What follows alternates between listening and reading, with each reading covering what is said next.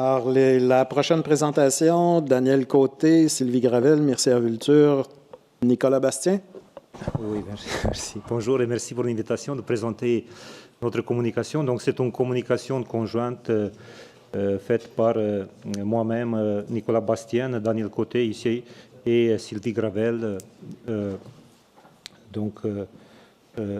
Les objectifs de la communication s'intitulent « Retour au travail, précarité et immigration, les cas des travailleurs immigrants surqualifiés ». L'objectif de la présentation sont les suivants. Donc, présenter les différentes sources de données qui ont servi à identifier les problèmes de SST chez les travailleurs immigrants en situation de surqualification professionnelle.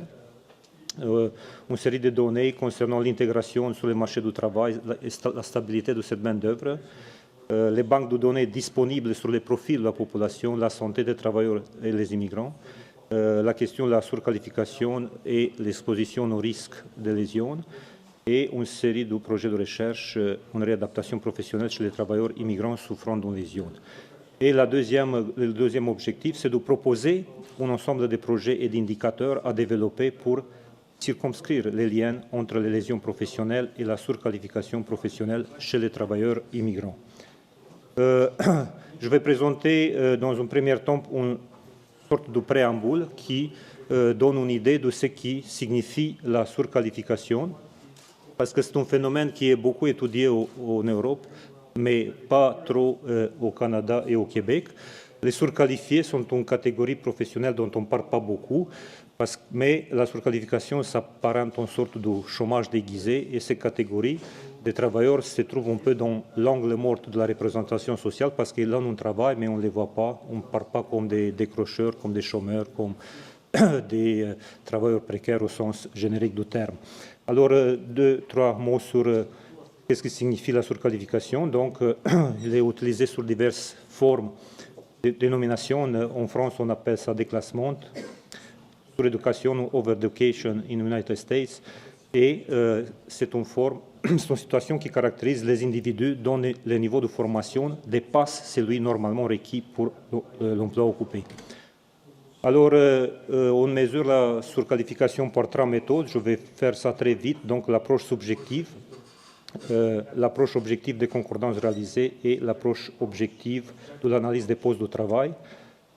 La première approche repose sur le sentiment de l'individu, s'il est surqualifié ou non. Donc, elle est basée sur des réponses à un questionnaire, et c'est l'individu lui-même qui répond si se sent surqualifié ou non. Au Canada, on utilise cette enquête importante qui est l'enquête nationale auprès de diplômés, qui nous donne des données sur cette mesure de surqualification. Deuxième, la méthode objective de concordance réalisée établit la scolarité requise pour un poste par rapport à la scolarité de la majorité des individus dans une profession ou par la moyenne. Et on mesure la surqualification par l'écart type à cette moyenne. C'est une méthode qui est très peu utilisée parce qu'elle dépend beaucoup de la conjoncture et télescope parfois des réalités qui sont différentes en fonction de la situation du marché du travail. Enfin, la troisième méthode, c'est la méthode qu'on utilise le plus souvent au Canada. C'est une méthode d'adéquation, c'est la norme du système d'éducation. Donc, on établit le niveau d'éducation requis pour un emploi et on utilise à cette fin une grille d'adéquation, et cette grille est fournie au Canada par la classification nationale des métiers. Voilà, donc on établit les niveaux professionnels, techniques, intermédiaires, et on associe à chaque niveau une compétence. Et on voit donc les différentes formes de surqualification. Quelqu'un qui a un diplôme universitaire et occupe un emploi de niveau B, donc est surqualifié, et ainsi de suite. Donc on peut établir des niveaux de surqualification différents. On peut être surqualifié de niveau 2 ou de niveau 3.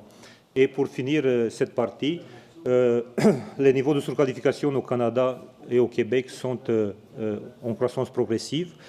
Les plus affectés sont les femmes et les immigrants. Au niveau universitaire, les diplômés de maîtrise, et on arrive à des taux qui avoisinent 50% dans diverses catégories socio-professionnelles. Alors, nous allons nous concentrer surtout sur la catégorie des immigrants parce que c'est la catégorie qui est le plus affectée par ces phénomènes et qui a une série de conséquences sur leur intégration sur le marché du travail et sur les formes de santé et sécurité au travail. Je laisse la parole à Daniel pour continuer la suite de la présentation. Merci, Mircea. Donc, on arrive quand même à établir certains liens entre la situation de surqualification et l'exposition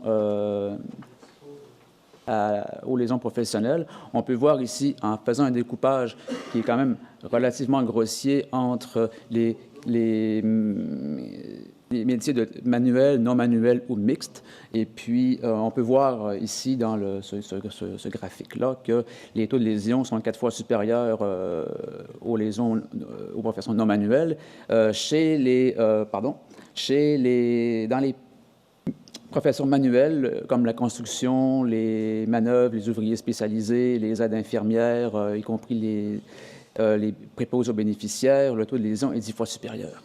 Donc, on commence lentement à se faire une idée sur l'impact de la surqualification en termes de SST. Et puis, c'est ce qu'on va poursuivre là-dessus pour tenter de définir ensemble une programmation de recherche qui va nous permettre d'aller creuser beaucoup plus en profondeur son impact réel à partir de différentes sources de données disponibles.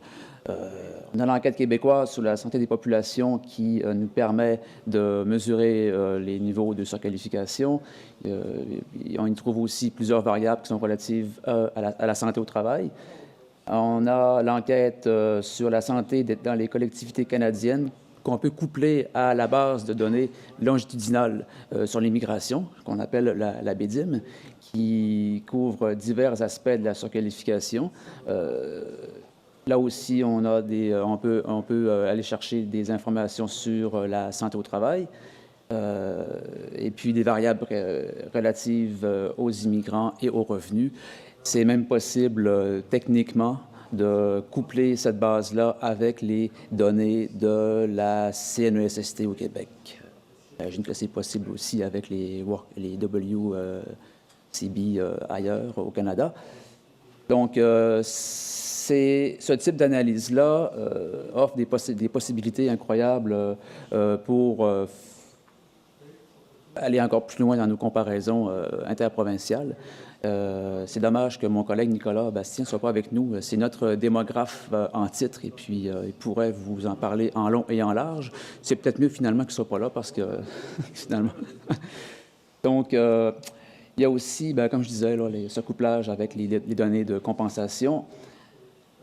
On a fait des travaux depuis quelques années à l'IRSST dans le cadre d'une nouvelle programmation de recherche qui porte sur les travailleurs en situation de vulnérabilité. Ça comprend les rapports de genre, l'immigration, le vieillissement de la force de travail, entre autres choses. Et puis, c'est surtout en réadaptation, ceci dit, mais nos collègues en prévention s'y intéressent de plus en plus également. On arrive et nos collègues aussi dans notre département de statistiques. Donc, on a publié un rapport il y a quelques années qui faisait une recension des écrits au Canada sur les bases de données disponibles pour documenter les questions d'immigration SST, dont la surqualification. On y voit qu'on a réussi à aller chercher des choses intéressantes sur les taux de surqualification, puis qui sont plus élevés chez les travailleurs immigrants issus des minorités visibles également, ou même les travailleurs qui sont issus de certains pays. Donc, ce qu'on commence à percevoir, c'est que, dépendamment du pays d'origine, les taux de surqualification peuvent être nettement plus élevés. Et ça vaut aussi pour les analyses sur le taux de chômage. Donc, récemment, en 2017, mes collègues et moi, Sylvie qui est ici, avons publié un rapport sur une étude qui s'intitulait « Comprendre le processus de réadaptation et de retour au travail dans le contexte des relations interculturelles ». Donc ici, ce qu'on a fait, ce que l'étude a fait apparaître, c'est chez les travailleurs surqualifiés, il y a un très fort sentiment d'injustice associé d'une part à la négligence de l'employeur en matière de prévention et de prise en charge SST. Deuxièmement, la présence d'un litige médico-légal, la contestation. Et troisièmement, le fait d'avoir des limitations fonctionnelles. C'est d'autant plus... Le sentiment d'injustice et la frustration qui l'accompagne ici va surtout être lié au fait que certains travailleurs surqualifiés qui se blessent dans un emploi qu'ils définissaient comme de passage ou temporaire va les empêcher de faire leur travail dans lequel ils ont les compétences, dans lequel ils ont étudié à l'origine. Donc, vous imaginez un peu là, la détresse qui peut être vécue par ces travailleurs-là et leurs familles. Ça, c'est un autre projet, le projet Construction et maintien de l'Alliance thérapeutique en réadaptation au travail dans un contexte clinique interculturel. C'est un projet en cours. On n'observe pas, la surqualification n'est pas dans nos objectifs, mais on y veille de près quand même parce que on voit que c'est la plupart de nos participants qui sont des travailleurs surqualifiés. Et ça présente des enjeux énormes dans la perspective de fournir une assistance médicale et développer un programme de réadaptation adapté qui vise un retour prélésionnel. Ça a été dit ce matin, mais dans ces contextes-là, quand le travail n'a pas de sens ou quand c'est un travail pour lequel on est très peu satisfait, qui présente des risques énormes, qui étaient perçus au départ comme temporaires, c'est sûr que le plan de retour au travail prélésionnel risque très facilement de tomber à l'eau. On marche vraiment sur un fil d'Ariane dans ces cas-ci et les intervenants sont très concernés, très préoccupés par cet enjeu-là et puis veulent que nous documentions davantage cette thématique-là. Donc, voilà. Les travaux de Mircea vont aussi documenter au niveau du milieu de travail, les turnovers élevés, l'absentéisme, le manque de motivation, la productivité réduite, les problèmes de santé mentale qui sont associés à la surqualification. Donc, je passe rapidement, on pourra en discuter à la période de questions. Il y a d'autres études. Bon, j'étais associé aussi aux travaux de Stéphanie Premji, donc je ne vais pas revenir là-dessus puisqu'elle en a parlé avec moult détails plus tôt. On a aussi un projet qui est terminé avec la CNESST qui visait dans une perspective de co-construction, une approche collaborative, développer un outil d'aide à la communication interculturelle destiné aux conseillers en réadaptation. Donc, le rapport va être déposé bientôt. Et puis, là aussi, on a fait apparaître, les conseillers ont fait apparaître plusieurs thématiques qu'ils estiment fondamentales pour pouvoir exercer leur travail correctement, disons, répondre aux besoins des travailleurs le plus efficacement possible. Donc, voilà, d'autres projets aussi dans l'industrie du recyclage des équipements électroniques. Là aussi, on voit beaucoup de travailleurs surqualifiés et dans des secteurs, dans des contextes de travail où il y a très peu de formation, très peu d'initiation à la tâche et où les expositions aux métaux lourds, par exemple, est très, très présente et les ports d'équipements individualisés qui est très lacunaire dans certaines compagnies. Donc, pour finir, la surqualification, c'est une notion qui est très complexe, qui demande de mesurer d'autres facteurs qui touchent le milieu du travail. Ça nécessite, à mon sens, une approche systémique à plusieurs niveaux pour comprendre les tenants et aboutissants de cette problématique-là. Et puis, autant au niveau de la prévention que de la réadaptation, on voit que à toutes les étapes du processus de prise en charge, les enjeux de la surqualification sont très, très présents, mais apparaissent de différentes façons. Et puis, voilà.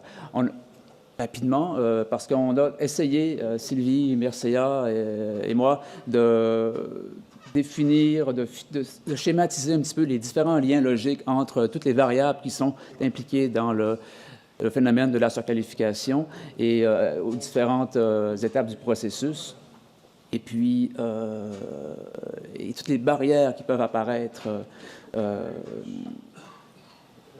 pour le retour au travail. Donc, on l'a dit au début, le sentiment d'injustice, on parle, nous, de rupture symbolique. Donc, c'est une rupture, en anglais, on appelle ça le biographical disruption, qui est très, très, très intense quand les travailleurs ont des attentes en termes de projets migratoires. Et quand une lésion survient, c'est un enchaînement de différents enjeux à différents niveaux et l'impact psychologique est énorme. Et puis, ce n'est pas toujours pris en compte par les systèmes en place parce que comprendre tout ça, ça demande un temps d'intervention, une durée d'intervention qui est plus longue, mais dans un contexte d'austérité et d'introduction progressive d'approches de managériales de type Lean, ce qu'on suggère aux intervenants d'appliquer ne rentre pas dans les catégories du Lean Management. Donc, on est un peu pris avec cette bataille-là aussi de dire, quand vous évaluez le travail de vos intervenants, évaluez les bonnes choses. Et puis, donnez-leur la marge de manœuvre nécessaire pour qu'ils puissent faire leur travail de manière adéquate. Je vous remercie. Merci.